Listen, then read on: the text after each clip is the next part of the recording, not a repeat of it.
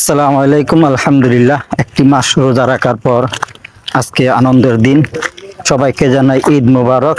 দেশবাসী ও দেশের বাইরে যে যেখান থেকে আমার এই ভিডিওটা দেখবেন, সবাইকে জানাই আবারও ঈদ মোবারক।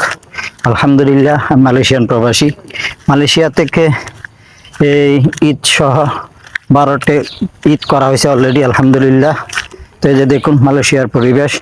মালয়েশিয়ার ঈদের জামাত হয় মসজিদের ভিতরে। ইতিমধ্যে ঈদের জামাত শেষ করে মসজিদের বাইর হয়ে ভিডিওটা ধারণ করলাম। এই যে দেখুন মালয়েশিয়ার মানুষ এবং আমাদের বাংলাদেশি যারা আছে সবাই এই মসজিদে ঈদের জামাত আদায় করার পর কত সুন্দরভাবে রাজারের মতো করে ভদ্রভাবে সবাই চলে যাচ্ছে সবার স্থানে, যার যারা সবার বাড়ির দিকে। যে দেখুন কত সুন্দর একটি পরিবেশ, আলহামদুলিল্লাহ। মালয়েশিয়াতে মসজিদের ভিতরে মহিলারাও ঈদের জামাত আদায় করে এবং জুমার নামাজ আদায় করে।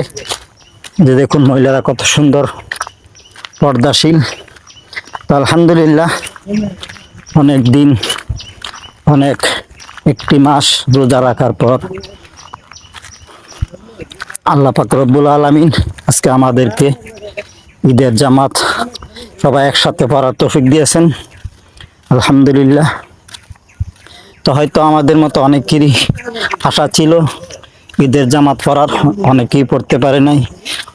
এমনও মানুষ আছে ঈদের আগের দিনও মারা গেছে, আবার অনেকে আছে 15 রোজা এভাবে রোজা শেষ না করতে অনেকে চলে গেছে মহান রবের ডাকে সাড়া দিয়ে।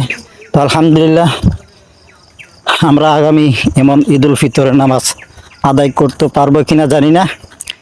তো সবার জন্য দোয়া রইল, সবাই সবার জন্য দোয়া করবেন।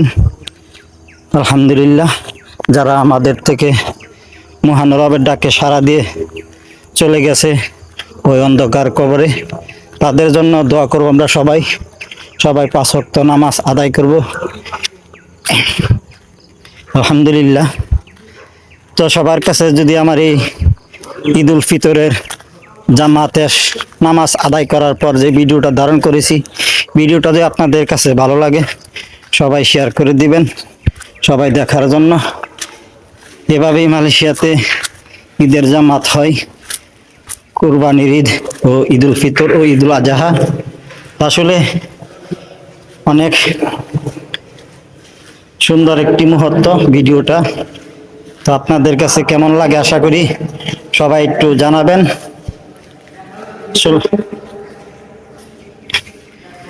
তো ভিডিওটা আসলে আমি কতটুকু সুন্দর করতে পারেছি জানি না।